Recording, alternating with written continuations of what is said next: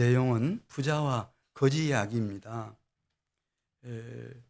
이 부자 중에서도 최고의 부자,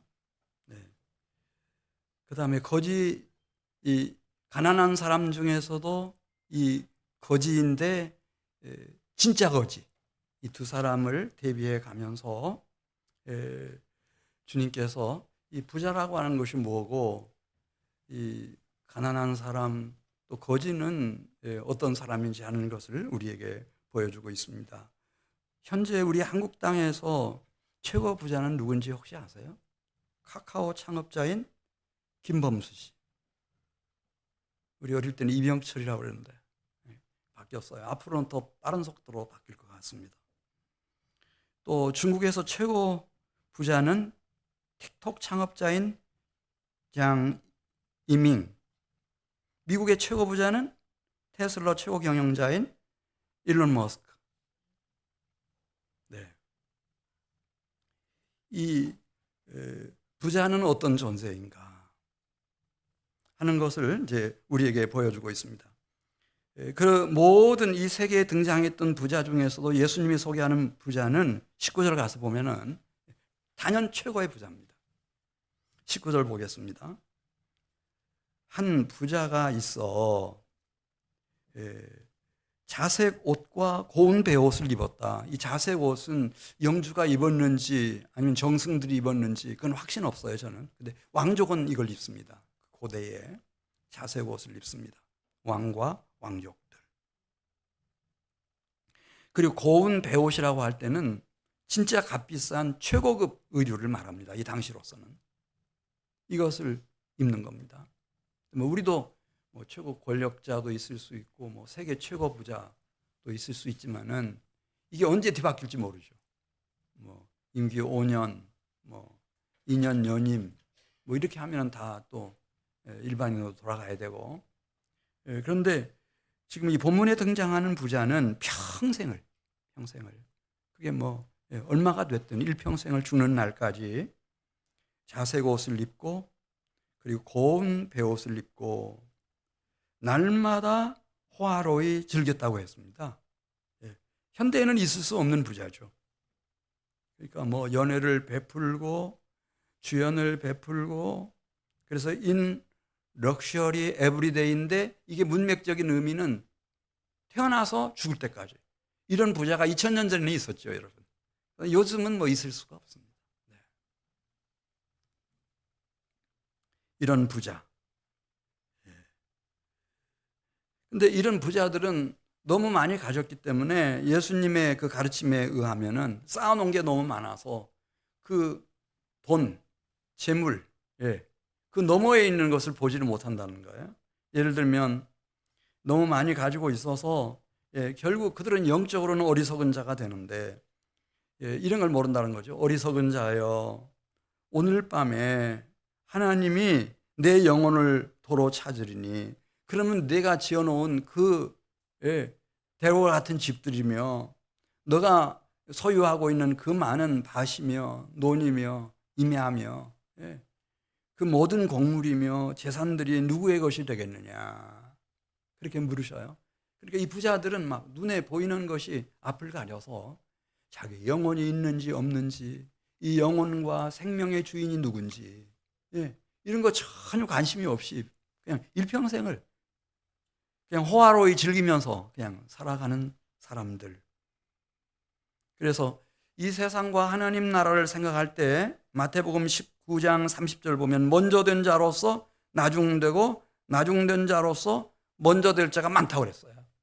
그러니까 이 세상에서는 이런 부자라면 한국에서 부자 정도가 아니고 중국에서 부자 정도가 아니라 미국에서 전 세계에서 최고 부자라면 지금까지 등장했던 부자 중에 오늘 본문에 나오는 것처럼 타의 추종을 불허하는 최고의 부자라면 단연 이 세상에서는 먼저 된 자죠. 넘버원입니다. 그러나 하나님의 나라에서는 진짜 나중된 자다. 어떻게 나중된 자가 되는지 뒤에 나옵니다. 자, 우리 이제 16절로 가겠어요. 16절 가서 보면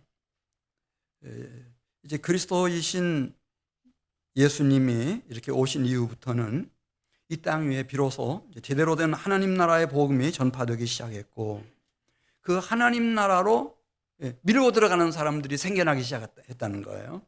우리 누가복음 16장 16절 말씀, 율법과 선지자는 요한의 때까지요, 그 후부터는, 그러니까 그리스도가, 요한이 증거했던 그리스도가 오신 다음부터는 하나님 나라의 복음이 전파되어 사람마다 그리로 침입하느니라.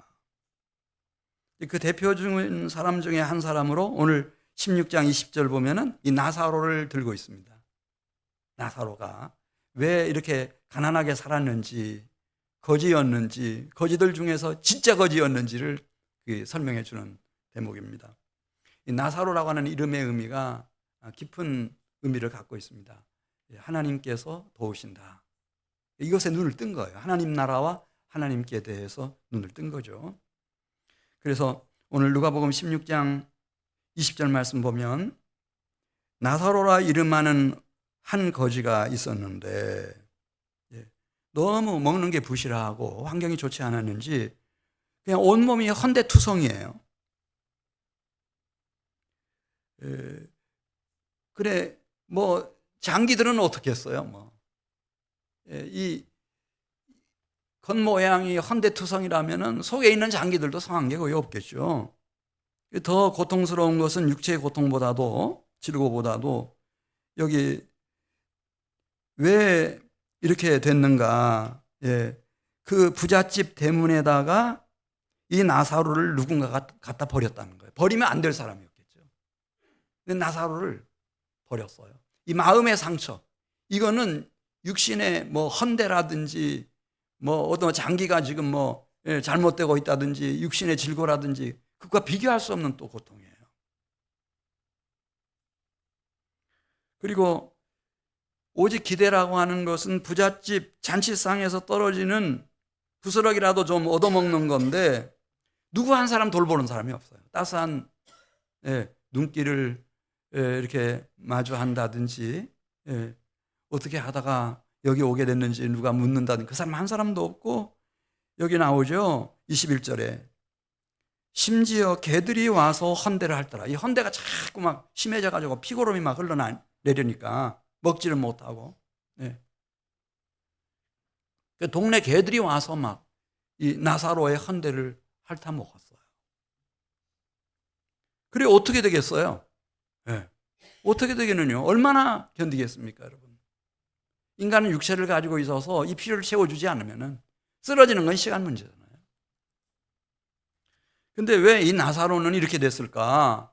이렇게 외로운 인생이 되고 이렇게 가난한 인생이 되고 헌대와 질병투성이가 되고 개들만 와가지고 핥아먹는 이런 정말 거지 중에 진짜 거지로 전락되고 말았을까?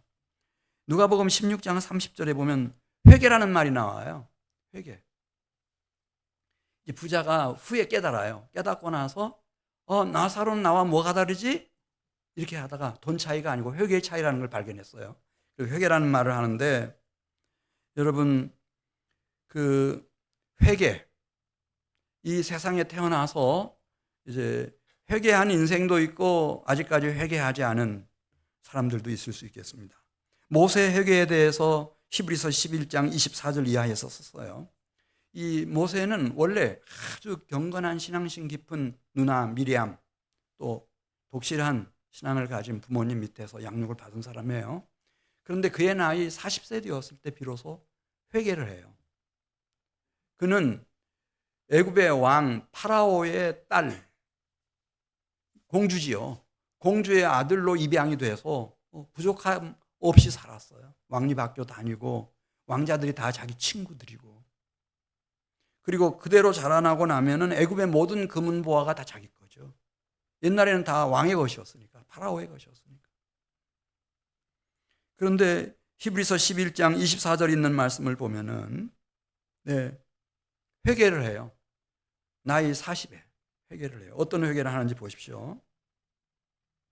모세는 장성하여 믿음으로 바로의 공주의 아들이라 칭함받기를 거절하고 도리어 하나님의 백성과 함께 고난받기를 잠시 죄악의 낙을 누리는 것보다 더 좋아하고 그리스도를 위하여 받는 수모를 애굽의 모든 보화보다 더 큰 재물로 여겼다.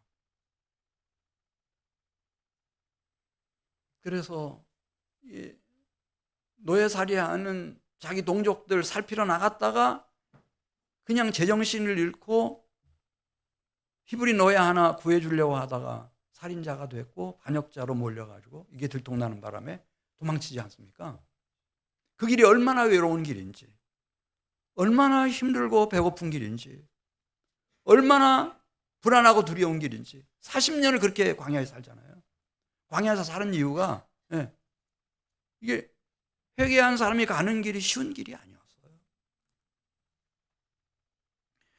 누가복음 14장 33절에도 누가복음 14장 33절에도 왜 이 나사로가 이렇게 가난한 사람이 됐을까? 그리고 거지 중에 진짜 거지로 전락되고 말았을까? 누가복음 14장 33절입니다. 이와 같이 너희 중에 누구든지 자기의 모든 소유를 버리지 아니하면 능히 내 제자가 되지 못하리라. 그렇게 말씀했습니다.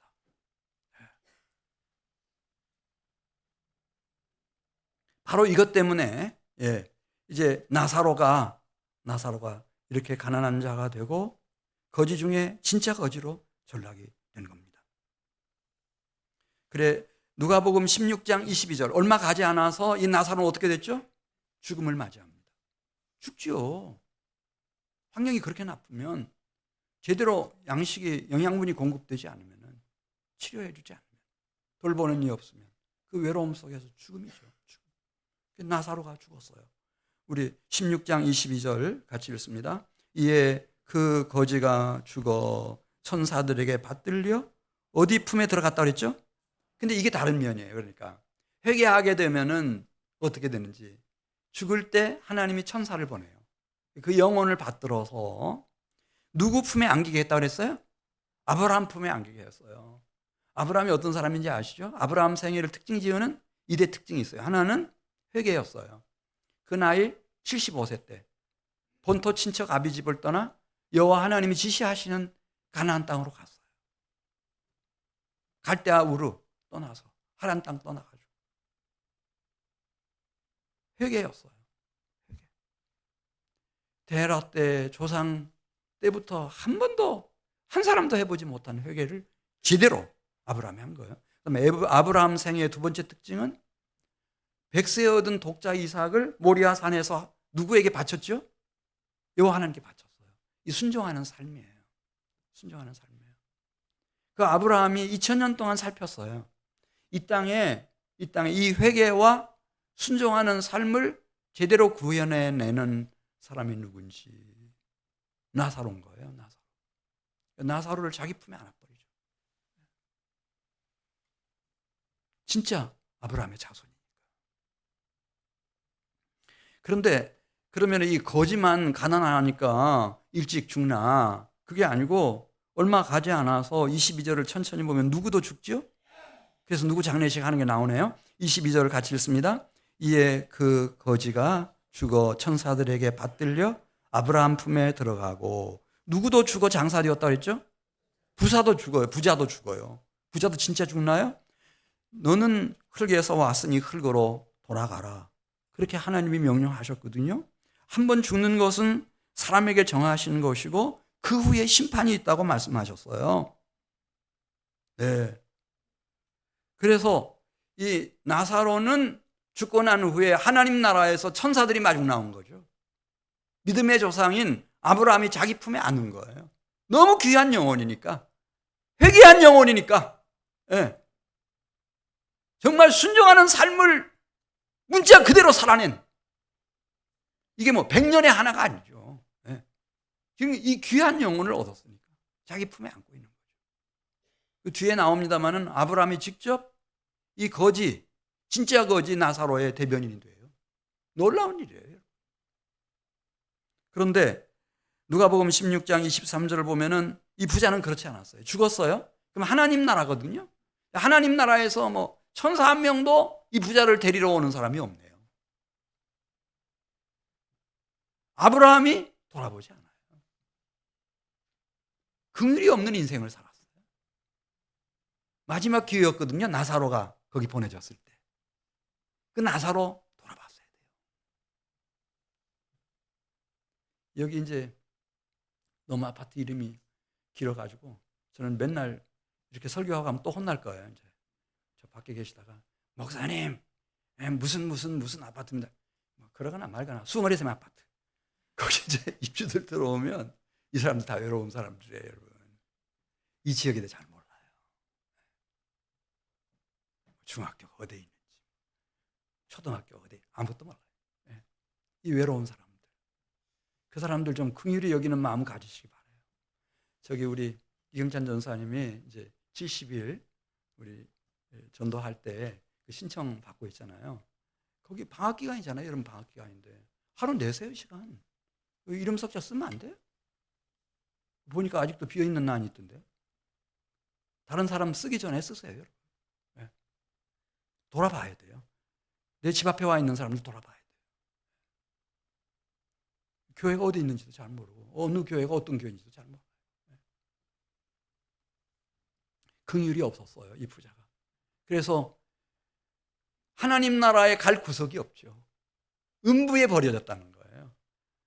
음부는 하데스라고 말하는데 그건 불과 유황으로 타오르는 지옥이에요.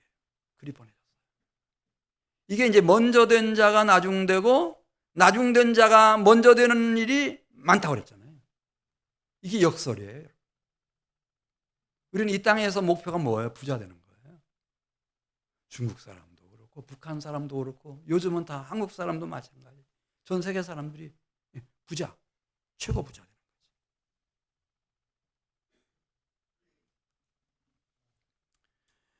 자, 우리 24절 보겠어요. 그곳에서의 음부에서의 생활상을 이제 우리에게 보여주는 거예요.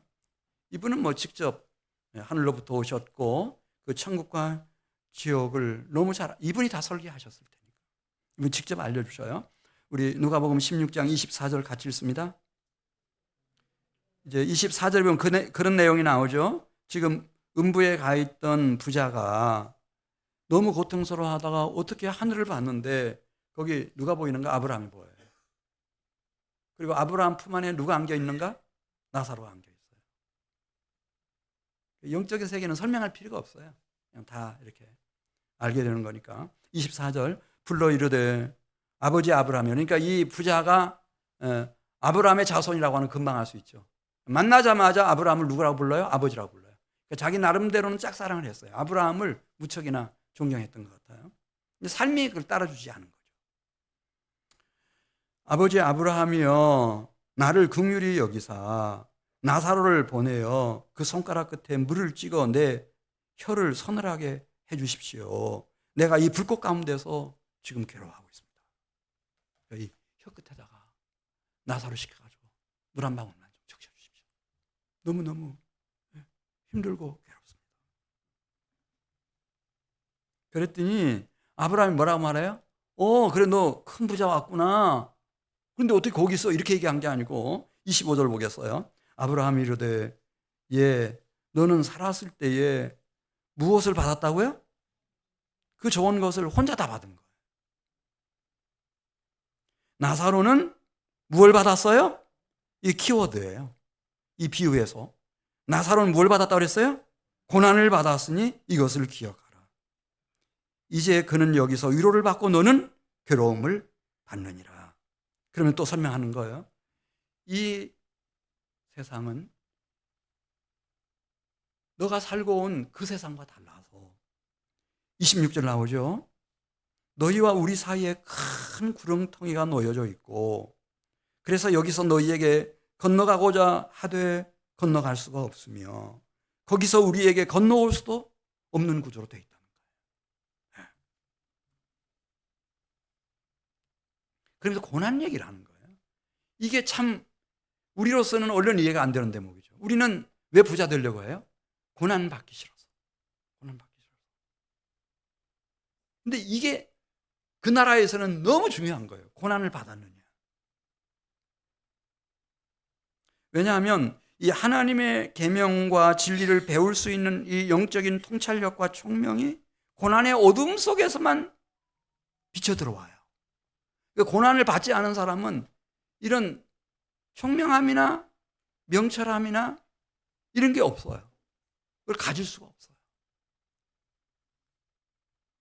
여러분 시편 119편 71절 말씀 잘 아시죠? 우리가 하나님에 대하여 하나님의 계명과 진리를 배우는 사람들은 어디서 배우는가? 고난 속에서 다 배우는 거예요. 그러니까 이 지구상에 있는 민족 중에 제일 고난을 많이 당한 민족이 어느 민족인지 여러분 혹시 아세요? 이스라엘 백성들이에요. 그들에게 하나님이 구약 성경도 주시고 신약 성경도 주시고 그리스도도 보내주셨어요. 시편 119편 71절 무엇이 내게 유익이라? 고난당하지 않는 것이 내게 유익이라고 했어요? 고난받는 것이 내게 유익이라고 했어요? 고난당하는 것이 내게 유익이라. 그 고난으로 말미암아 내가 주의 율례들을 배우게 되었으며 주의 법이 천천금은보다 더 귀하다고 하는 것을 알게 됐다는 거예요. 고난을 통해서. 지난 주일 저녁에 아주 참 귀한 찬양 가수 겸 목사님 다녀가셨어요. 한웅재 목사님. 저는 깜짝 놀랐어요. 저분 처음에는 찬양 가수인가? 이렇게 생각을 했는데 또 목사님이고 타이틀이. 근데 나중에 들어보니까요. 이분이 강화도에서 태어났다는 거예요. 강화도에서 태어났는데 자기 나이 4살 때 아버지가 이 경추가 다치는 바람에 식물인간이 돼서 40년 넘게 그 상태로 살았대요. 그러니까 아들아, 내가 송곳 위에 있는 것 같다. 이 고통이 막 가만히 있어도. 6년 전인가 세상 떠나셨대요. 어머니가 그 아버지 수발 다 하고 어린 자식들 다 양육하고 그래서였는지 너무 지쳐서였는지 40대에 뇌졸중으로 쓰러졌대요. 아버지 그렇게 식물인간이지 어머니 뇌졸중으로 쓰러져가지고 그렇게 어려운 중증 뇌졸중 환자지.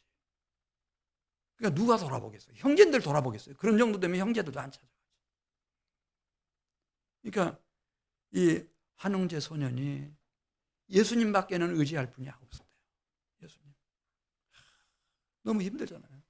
원래 부모님 이렇게 보호 속에서 양육도 받고 교육도 받고 다 해야 되는데 그 소년 가장이 돼가지고 그 하나님 앞에 기도하고 또 기도하고 또 기도하고 예수님을 놓을 수가 없었다는 거죠. 그랬더니 이 주님이 이 소년의 기대와 믿음을 저버리지 않으시고 계속 그렇게 영감을 주신대요. 영감을.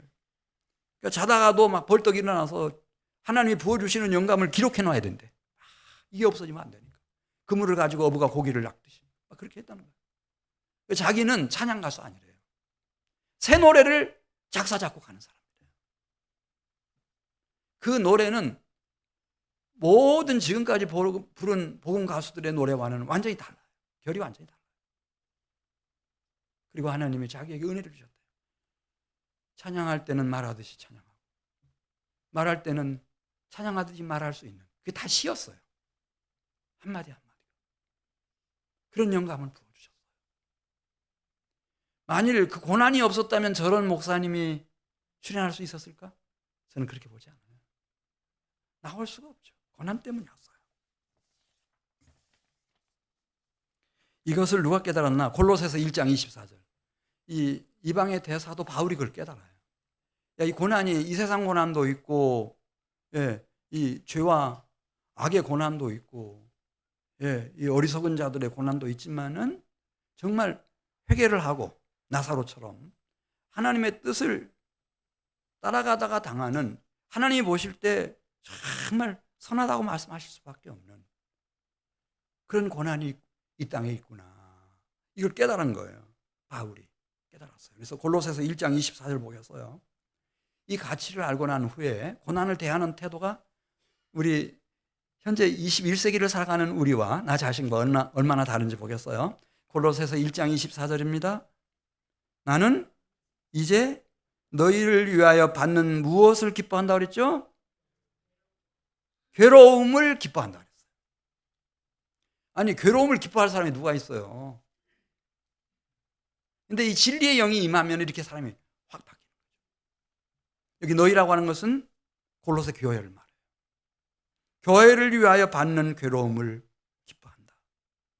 그리고 그리스도의 남은 고난을 그분의 몸된 교회를 위하여 어디다 채운다고 그랬죠? 쓰레기통에 채워요. 어디다 채워? 자신의 육체 속에 채운다고 그랬어요. 혁명적 변화죠.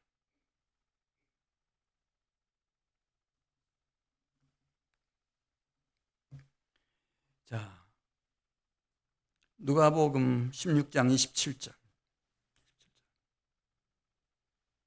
이게 지금 이 고난은, 부자가 당하는 고난은 선한 고난이 아니고 그리스도의 남은 고난은 아니고 이것은 죄악과 저주의 형벌로서의 고난이에요. 이 고난이 너무 극심한 겁니다. 그래서 27절 보면은 이제 아브라함을 아예 아버지라고 부르죠. 27절을 같이 읽습니다. 이르되 그러면 아버지여 구하노니, 마지막 강청함이에요. 나사로를 내 아버지 집에 보내주십시오. 거기 내 형제 5이 있는데 나사로가 그들에게 증언하여 이렇게 하나님 나라가 있다고 하는 거, 음부 지옥이 있다고 하는 거, 이거 직접 증언하게 해주셔서 내 형제들로 이 고통받는 지옥에 오지 않게, 음부에 오지 않게 좀 해주십시오. 얼마나 기특하고 가상한 부탁이에요. 그래, 저 같으면 그렇게 하마 이렇게 하겠는데 29절 보겠어요. 그게 아니잖아요. 뜻밖에도 아브라함은 뭐라고 말해요? 아브라함이 이르되 그들에게 이미 모세와 선지자들이 있으니 그들에게 들을지니라. 그러면서 이르되 그렇지 아니하니이다. 그러니까 반론을 펴는 거죠. 아버지요, 그렇지 않습니다. 아버지 아브라함이요, 만일 죽은 자에게서 내 형제들에게 가는 자가 있으면 그들이 회개하겠습니다. 그냥 복음을 듣고 침례받고 그런 정도가 아니라 진정한 회개, 나사로 같은 회개, 모세 같은 회개, 그런 회개함으로 제대로 구원받은 영혼, 음부가 아니고 지옥이 아니고 천국에 가는 영혼들이 되지 않겠습니까? 이렇게 말한 거예요. 그랬더니 31절 같이 읽습니다. 아브라함이 말합니다. 이르되 모세와 선지자들에게 듣지 아니하면 비록 죽은 자 가운데서 살아나는 자가 있을지라도 권함을 받지 아니하리라 하였다 하시니라.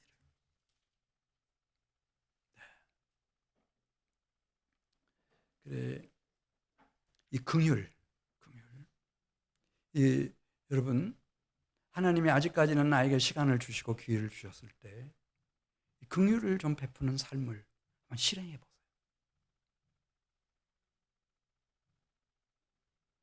그냥 말 한마디라도.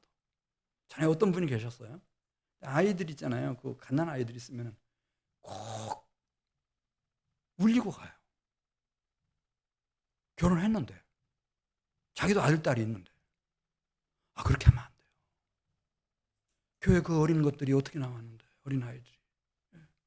말 한마디라도, 여러분의 눈빛 하나라도 절대 그렇게 하지 마세요. 왜냐하면 야고보서 2장 13절에 이 긍휼이 굉장히 중요해요. 야고보서 2장 13절, 긍휼을 행하지 아니하는 자는 긍휼 없는 심판이 있으리라. 긍휼은 심판을 이기고 자랑하느니라. 아버지라도 긍휼히 여기세요. 어머니라도 긍휼히 여기세요. 선생님도 긍휼히 여기세요. 목사님도 긍휼히 여기세요. 친구도 긍휼히 여기세요. 여러분, 이웃도 긍휼히 여기세요. 다 긍휼히 여길 그런 대상들이에요. 긍휼 없는 인생은 어떻게 되는지 누가복음 13장 25절에 그렇게 썼어요. 하나님은 언제까지나 긍휼이 넘치는 분인가? 그렇지 않아요. 이분은 거룩한 정의로운 재판장이셔서 누가복음 13장 25절에 보면은요, 한번 문이 닫히면은요, 그 문을 통과해서 들어갈 수 있는 사람이 없어요. 낙원이 됐든 하나님 나라가 됐든 누가복음 13장 25절입니다. 집주인이 일어나 문을 한 번 닫은 후에 너희가 밤에 서서 문을 두드리며 주여 열어주소서 하면 그가 대답하여 이르되 나는 너희가 어디서 온 자인지 알지 못하노라 하리니 그때 너희가 말하되 우리는 주 앞에서 함께 먹고 마셨으며 주는 또한 우리 집 앞거리에서 가르치셨다는 거예요. 우리가 주님 너무 잘한다는 거죠. 근데 주님 뭐라고 말씀하시는 거 하면은 행악하는 모든 자들아 나를 떠나가라 하리라. 27절. 긍휼이 없으면 그래서 행악을 베풀면은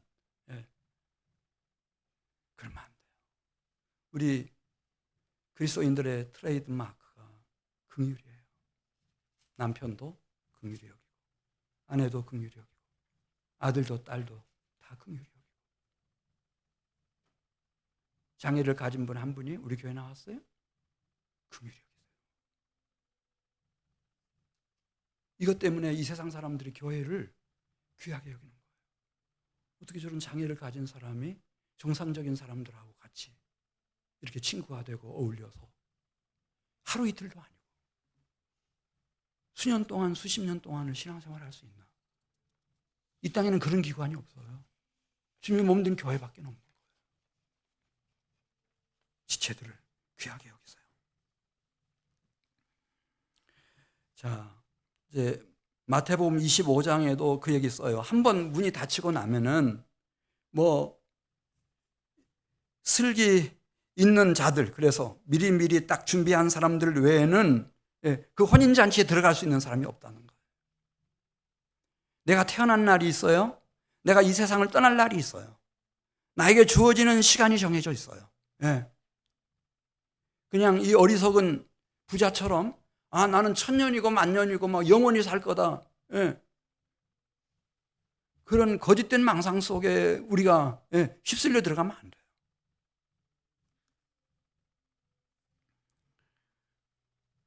우리 오늘 누가복음 17장 20절에 있는 말씀을 보면은 문이 닫힐 때에 대해서 얘기하니까 이제 그렇게 물어요. 바리새인들이 하나님 나라가 어느 때 임하나이까. 그래서 저도 전도하다 보면 그런 사람들 종종 만나거든요. 제가요, 목사님, 언젠가는 예수님께로 갈 겁니다. 이제 퇴직하고 난 후에 제가 교회 나갈 거고, 그 다음에 이제 죽기 전에는 내가 기도원 가서 철저하게 회개하고, 그리고 제가 하나님 나라 갈 겁니다. 이렇게 말해요. 그런데 여기 17장 20절 말씀에 보면은 하나님 나라가 어느 때에 임하나이까, 그 임하는 시점을 알면 그렇게 할 수 있겠다는 거죠. 나도 이제 그때부터 이제 뭐 1년 전에 교회 나가기 시작하고, 그 다음에 내가 주님 만나기 뭐 열흘 전에 혹은 일주일 전에 기도원에 가서 회개하고. 근데 주님이 뭐라고 말씀하셨는가 하면 21절에서 하나님의 나라는 볼 수 있게 임하는 것이 아니요 또 여기 있다 저기 있다고도 못하리니 하나님의 나라는 어디에 있느니라 그랬죠? 죽어봐야 하나님 나라 가는지 지옥 가는지 아는 것이 아니고 지금 살아있을 때 이 땅 위에서 그리스도 예수를 통하여 죄사함을 받고 하나님 아버지께 나도 나아가고 그 하나님께서 성령으로 내 마음속에 임재하셔서 내 안에 심령천국 하나님의 나라가 이루어지게 해주셔야 된다는 거예요. 이거 있어야 된다는 거예요. 우리 기독교는 사변이 아니에요. 맹신도 아니에요. 믿다 보면 어떻게 되겠지? 그거 아니에요. 하나님의 나라는 볼 수 있게 임하는 것이 아니요 또 여기 있다 저기 있다고도 못하리니 하나님 나라는 너희 안에 있느니라. 내 안에 성령으로 하나님이 임재하시고 나를 인도하시고 나를 이끄시고 그것이 있어야 베드로 사도가 베드로전서 2장 9절 하반절에서 비로소 너희를 어두운 데서 불러내어 그분의 기이한 빛 하나님 나라의 빛에 들어가게 하신 분의 아름다운 덕을 선포하는 모세요 이 시대의 선지자들과 같이 쓰임받을 수 있다는 거예요. 이거 없이는 안 돼요. 그리고 이런 심령천국이 이루어진 사람들에게 이제 주님이 임재하시잖아요. 인자가 오셔요. 인자가 오시는데, 네, 누가복음 17장 22절에 있는 말씀을 보면은 주님이 오시는 날, 예, 그 날은 우리가 더 이상은 어떻게 할 수 있는 시간이 우리에게 주어지지 않는다고 그랬어요. 22절에. 또 제자들에게 이르시되 때가 이르리니 너희가 인자의 날 하루를 보고자 하되 보지 못하리라. 그때는 하루가 100년, 1000년보다 더 길어요. 예. 왜냐하면 주님의 임하심은 24절에 나오잖아요. 번개가 하늘 아래 이쪽에서 번쩍이어 하늘 아래 저쪽까지 비침같이 인자가 오시는 자기 날에도 그렇다는 거예요. 그렇게 임하신다는 거예요. 그때는 시간이 없어요. 시간이 없어. 죽음의 순간 같아요. 노아의 때 된 것과 같이 인자의 때도 그러하리라 26절 말씀하셨고, 또 28절에 그 롯의 때와 같아서, 롯은 뭐 시간 여유 많을 거라고 생각하고 롯의 아내가 소돔 고모라에서 나가다가 뒤돌아봐요. 뒤돌아볼 여유가 충분히 있다고 생각했겠죠. 뒤돌아보는 순간에 롯의 아내는 무슨 기둥이 돼버리죠? 소금 기둥이 돼버려요. 그건 절대적인 하나님의 주권적인 카이로스이기 때문에 그건 우리의 시간이 아니에요. 그분의 시간이죠. 죽음 같아요. 죽음같이 오는 거예요. 원래 이제 누가복음 17장 34절 보겠어요. 누가복음 17장 34절. 내가 너희에게 이르노니 그 밤에 둘이 한 자리에 누워 있음에 하나는 데려감을 얻고 하나는 버려둠을 당할 것이요. 이 인자의 오심이 이런 거예요. 우리 권사님 한 분이 계셨어요. 북한에서 오셨거든요. 남편도 북한에서 오셨어요. 그래서 아주 각별한 사이예요. 부부이기도 하지만은 동지의식 같은 게 같이 월남했으니까 기독교인으로서 그런 게 있었어요. 근데 이제 남편이 너무 이제 병이 위중해가지고 성모병원에 계셨는데 돌아가시게 됐죠. 임종 예배도 드렸고 뭐 하루 이틀 있다가 연락 왔어요. 남편이 천국에 갔다. 갔더니 너무 안타까워가지고 목사님 이럴 수가 있어요? 왜요? 그랬더니 남편은 병상에 이렇게 있고 자기는 의자에 앉아 있었대요. 이쪽 보고 앉아 있었대요. 근데 임종을 했는데 임종을 못 받다는 거예요. 이럴 수가 있냐고. 네? 어떻게 내가 옆에 있는데 임종을 못 받아? 죽음이 그렇게 오는 겁니다. 하나님이 절대 주권이니까요. 아내도 허락이 필요 없고 본인도 몰라요. 주님의 인자의 임하심은 그렇게 온다는 거예요. 베드로전서 2장 21절 말씀 보시면은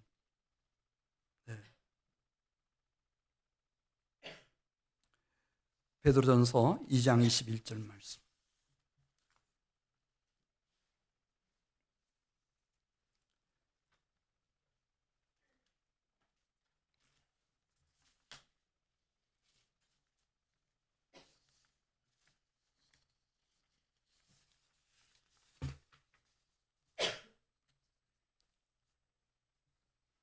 누가복음 17장 35절이네요. 누가복음 17장 35절. 그냥 맛보고 있어도 이렇게 하나님이 한 영혼을 부르시는 그 시점은 우리가 가늠할 수가 없다는 거예요. 누가복음 17장 35절. 두 여자가 함께 맷돌을 갈고 있음에 하나는 데려감을 얻고 하나는 버려둠을 당할 것이야. 같이 일하고 있었어요. 같이 맷돌 돌리고 있었는데 쓰러졌어요. 그대로 돌아가셨어요. 그런 거라는 거죠. 인자의 오심이. 개인의 종말이나 이 성경을 천천히 읽어보시면은 그 세대라고 하는 말은 개인의 종말도 될 수 있고 예루살렘의 종말도 될 수 있고 한 종족의 종말도 될 수 있고 한 국가와 민족의 종말도 될 수 있고 인류 사회의 종말도 될 수 있는데 그 종말의 임함은 번개 같아요. 하나님의 절대 주권 속에서. 이제 이런 얘기를 나누면서 예수님과 그 제자들이 예루살렘에 도착한 거예요. 예수께서 가장 가까운 지근거리에서 예루살렘 성을 바라보시면서 누가복음 19장 41절 보면 그렇게 우셔요. 그렇게 우셔요.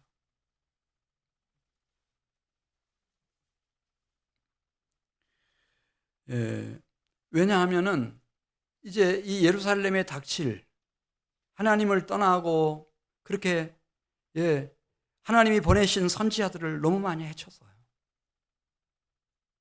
그리고 결국은 하나님의 아들 예수님마저 대적할 거예요.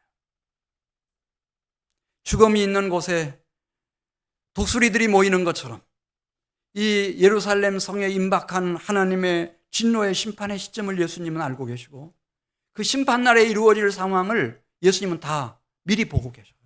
그렇게 우시죠. 그렇게 우셔요. 그리고 예수님은 누가복음 18장 32절에 있는 말씀을 보면은 이제 당신이 예루살렘 성에 입성하시고 나면 그 성 안에서 무슨 일이 일어날 것인지 다 말씀하셨어요. 유대교 지도자들이 예수님을 정죄할 것이고 그래서 이방인 총독 빌라도 손에 넘겨줄 것이고 그 병사들이 예수님을 넘겨받아서 희롱하고 능욕하고 침을 뱉고 채찍질하고 죽이고 그런 일련의 과정들을 예수님이 여러 번 제자들에게 말씀하셨어요. 그러고 나셔서 이제 오늘 누가복음 19장 35절 보겠습니다. 누가복음 19장 35절.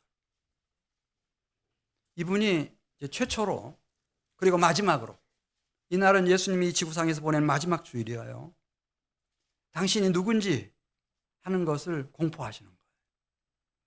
백마를 타신 게 아니고 병거를 타신 게 아니고 나귀 새끼를 타셔요. 그런데 이 예수님을 가까이에서 모시고 섬겼던 제자들은 알아요. 이분이 중요한 분이에요. 하늘로부터 오셨어요. 이분은 메시아이시고 이분은 그리스도이시고 하늘과 땅의 모든 권세를 가지신 인류의 구세주이시고 큰 왕이셔요. 지금까지 이분은 당신이 왕이심을 온 인류의 구세주이심을 침묵해 오셨어요. 근데 지금 비로소 공포를 하시는 거예요. 공개적으로 다 선언하시는 거예요. 그래서 제자들이 성령의 감동을 받아서 어떻게 하면은 예수님을 공경할 수 있을까 생각하다가 자기 웃옷을 다 벗어가지고 낙타 이 나귀 등에다가 깔아드리고 또 다른 사람들은 자기 옷을 벗어서 이 나귀가 예수님을 모시고 지나갈 길 위에다가 다 펴고 종려가지를 손에 들고 흔들면서 이때는 성가대주의자도 없었어요. 근데 나이 많은 어른부터 시작해가지고 나이 어린 갓난이까지 엄마 아빠도 제대로 못하는 아이들까지 다른 복음서에 보면 성령의 인도하심을 따라 신비로운 찬양을 부르기 시작합니다. 찬송하리로다 주의 이름으로 오시는 왕이여 하늘에는 평화요 가장 높은 곳에는 영광이로다. 얼마나 아름다운 찬양이 하나님께 올려지는지. 근데 바리새인들은 그것 때문에 막 열내기 시작하는 거예요. 선생이여 어떻게 어린 것들이 저렇게 찬양을 하도록 당신을 따르는 무리들이 막 이런 참담한 말을 하도록 그냥 허용을 하는 겁니까? 방조하는 겁니까? 그러면서 덤벼들기 시작하는 거예요. 그때 예수님이 한마디 하셨습니다. 내가 너희에게 말하노니 만일 이 사람들이 침묵하면 돌들이 소리 지르리라.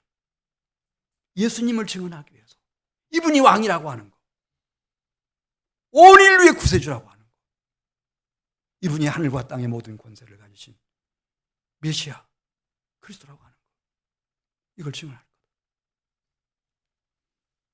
그리고 성전에 들어가셔서 성전이 지금까지 뒤죽박죽이 되어 있는 거예요. 제사장들, 서기관들, 백성의 지도자들이 다 그래 다시 하늘 아버지의 집으로, 기도하는 집으로, 그리고 하나님의 진리의 말씀, 하나님 나라의 복음이 전파되는 진리의 기둥과 터로 다 회복하시죠. 그랬더니 어떻게 유대교 지도자들이 반응했는지 누가복음 19장 47절에 나오죠. 대제사장들과 서기관들과 백성의 지도자들이 예수를 죽이려고 본격적으로 모의하기 시작했어요. 전략을 세우기 시작했어요. 왜 예수님은 이 길을 가셨는가? 베드로전서 2장 21절입니다. 베드로전서 2장 21절. 왜 예수님이 그런 시련 환난을 다 아시면서도 나귀를 타시고 나귀 새끼를 타시고 겸손한 그분이, 그 평화의 왕이 왜 그 소굴 속으로 돌아가셨는지 베드로전서 2장 21절에 나옵니다. 베드로전서 2장 21절. 이를 위하여 너희가 부르심을 받았으니 그리스도도 너희를 위하여 고난을 받으사 너희에게 본을 끼쳐 그 자취를 따라오게 하려 하셨느니라. 예수 믿는 것이 무엇인지를 제대로 알려주시기 위해서. 예수 믿는 게 뭐예요, 여러분? 예수님을 본받고 따르는 겁니다. 그래서 그 이그젠플이 되려고, 그 롤모델이 되려고, 하나님 나라를 세우는 것이 무엇인지 알려주시기 위해서. 누가복음 12장 49절입니다. 누가복음 12장 49절. 내가 불을 땅에 던지러 왔노니 이 불이 이미 붙었으면 내가 무엇을 원하리요? 나는 받을 침례가 있으니 그것이 이루어지기까지 나의 답답함이 어떠하겠느냐? 예수님의 침례는 십자가에서 죽으시는 거예요. 그리고 3일 만에 부활하시는 거예요. 이 불을 붙이기 위해서 오셨어요. 예수님뿐만 아니고 사도들도 다 따라 나선 거예요. 함께 죽는 거예요. 그리스도 안에서. 그리고 함께 새 생명으로, 부활 생명으로 일어나는 거예요. 마태복음 16장 24절 말씀입니다. 이에 예수께서 제자들에게 이르시되 누구든지 나를 따라오려거든 자기를 부인하고 자기 십자가를 지고 나를 따를 것이니라. 누구든지 제 목숨을 구원하고자 하면 잃을 것이요 누구든지 나를 위하여 제 목숨을 잃으면 찾으리라. 그래서 기독교 2000년 역사는 피 흘린 발자취의 역사입니다. 예수님이 피를 흘리셨고 십자가 위에서 사도들이 피를 흘렸습니다. 갈라디아서 6장 14절 말씀 보겠습니다. 바울이 우리 기독교라고 하는 것의 이 본질적인 정신을 이렇게 정리했습니다. 갈라디아서 6장 14절에서 십자가라고 정리했습니다. 갈라디아서 6장 14절. 내게는 우리 주 예수 그리스도의 십자가 외에 결코 자랑할 것이 없으니 그리스도로 말미암아 세상이 나를 대하여 십자가에 못 박히고 내가 또한 세상을 대하여 그러하니라. 그리고 나도 언젠가는 주님 앞에 설 때 하늘 아버지 앞에서 내가 주님께 보여드릴 것이 있어야 되는데 그게 뭡니까, 여러분? 내가 최고의 부자였습니다. 이겁니까? 갈라디아서 6장 17절. 바울은 이렇게 말합니다. 이후로는 누구든지 나를 괴롭게 하지 말라. 바울을 그렇게 괴롭히는 자가 있었습니다. 그런데 단언적으로 나 더 이상 괴롭히지 말라. 그렇게 할 필요 없다. 그러면서 왜 그런가? 내가 내 몸에 무슨 흔적을 지니고 있다고 그랬죠? 예수의 십자가의 고난의 흔적이 있다는 거예요. 고난의 흔적. 이거 보여드리는 거예요, 주님 앞에. 이 얘기하는 거예요, 우리는 영원 무궁토록. 하나님의 나라에서, 아버지 집에서. 어머니하고 아들하고, 어머니 일찍 돌아가셨을 때는 할머니가 나 키워주셨으니까 할머니하고 나하고 무슨 얘기하는 거예요? 만날 때마다 같이 여행 다니면서 고생한 얘기. 갈라디아서 6장 18절 말씀 보겠습니다. 이렇게 정말 회개를 하고 그리스도 예수의 십자가의 길을 따라가는 사람들에게는 고난이 있죠. 고난이 있어요. 그러나 고난만 있는 게 아니고 이게 신비인데요. 갈라디아서 6장 18절 같이 읽습니다. 형제들아, 우리 주 예수 그리스도의 무엇이 너희 심령 위에 있을지어다. 아멘 그랬죠? 이 얘기는 17절과 연결되는 얘기예요. 예수 그리스도의 십자가의 고난의 흔적을 가진 형제들에게는 우리 주 예수로부터 오는 은혜가 있어요. 이 세상이 이해할 수 없는 그 신비한 은혜가 다 있어요. 할렐루야. 그리고 그 능력이 부어져요. 그 능력이 부어져요. 지금 한국 사회가 정치적으로, 경제적으로, 사회적으로, 외교적으로 너무 혼란한 상황 속에 있어요. 어떻게 풀어갈 거냐? 이 답이 유교에 있습니까? 불교에 있습니까? 어디 국회의사당에 있습니까? 어디에 있는 겁니까? 하나님께 있습니다. 그리스도 예수 안에 있습니다. 다시 십자가의 능력으로 일어나는 겁니다. 누가 일어나는가? 내가 일어나는 겁니다, 여러분. 그러기 위한 가장 좋은 시기가 왔습니다. 종려주일 고난주간입니다. 그 높은 왕이 걸어가셨던 길이 뭔가를 정신을 차리고 생각해 보는 겁니다. 모든 한국에 있는 기독교인들이 십자가의 길이요. 이 길을 내가 걸어가면 그러면은 하나님께로부터 임하는 은혜가 있고 능력이 있어서 다시 십자가의 능력으로 내가 일어날 수 있습니다. 내가 일어나면 내 남편도 아내도 일어날 수 있습니다. 우리 가족들도 일어날 수 있습니다. 나와 우리 가족들이 일어나면 이 한민교회가 십자가의 능력으로 다시 일어설 수 있습니다, 여러분. 그러면 이 지역사회에 선한 영향력을 얼마든지 미칠 수 있습니다. 저 한민교회 다니는 사람들은 착한 사람들이다. 이거. 다른 사람들을 긍휼히 여기는 사람들이다. 이거. 선한 영향력. 이겁니다. 지난 주일 저녁에 오셨던 그 강사님이 그런 얘기했어요. 서울에 감사탕 교회라고 있는데 이름까지 직접 대시면서 그 목사님이 교회 표를 이렇게 썼대요. 무슨 표를 썼다고 그랬죠? 네? 크게 얘기해봐요. 싸우지 않는 교회 이렇게 썼대요. 나중에 보고가 들어왔대요. 왜 이렇게 싸우나? 그렇잖아요. 세상 사람들은 싸우는 게 당연한 일이지만은 교회 안에서 그렇게 싸울 일이 있어요? 왜 이렇게 싸우냐? 그랬더니 잘하려고 싸운다고 하더래. 뭐 하려고 싸운다고요? 잘하려고 싸운다고 하더래. 그래서 표를 다시 썼대. 그 다음에는 무슨 교회라고 썼다고 그랬죠? 크게 한번 해봐요. 잘하지 말자! 이렇게 썼다는 거예요. 네. 그래서 머리이신 그리스도의 몸된 교회로서 우리가 긍휼을 베풀고 주님의 사랑을 100분의 1, 1000분의 1이라도 나누기 시작하면 우리의 이 선한 영향력은요 넘쳐나죠. 넘쳐나. 할렐루야. 자, 마가복음 9장 1절 같이 읽고 마치겠어요.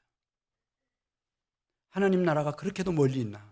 그게 아니고 예수 안에서는 하나님 나라와 그 십자가의 능력이 얼마나 가까이 우리에게 와 있는지. 마가복음 9장 1절 같이 읽고 마칩니다. 시작. 내가 진실로 너희에게 이르노니 여기 서 있는 사람 중에는 죽기 전에 무화과 권능으로 임하는 것을 볼 자들도 있느니라 하셨죠? 할렐루야. 이거 소원하는 겁니다. 내 심령 안에, 우리 가정 안에, 이 교회 공동체를 통하여 이 지역사회 속에 십자가의 능력으로 하나님 나라의 권능이 일어나는 것을 우리는 보고 싶어 하는 겁니다. 이게 하늘 아버지의 소원입니다. 우리 같이 기도드리겠습니다. 아버지 하나님 감사합니다. 주께서 저희들을 사랑해 주셔서 감사합니다.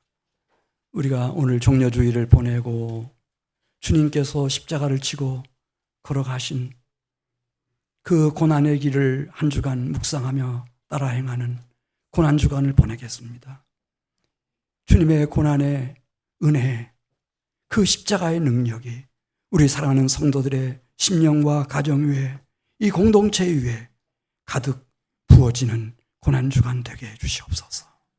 예수님의 이름으로 기도드리옵나이다. 아멘.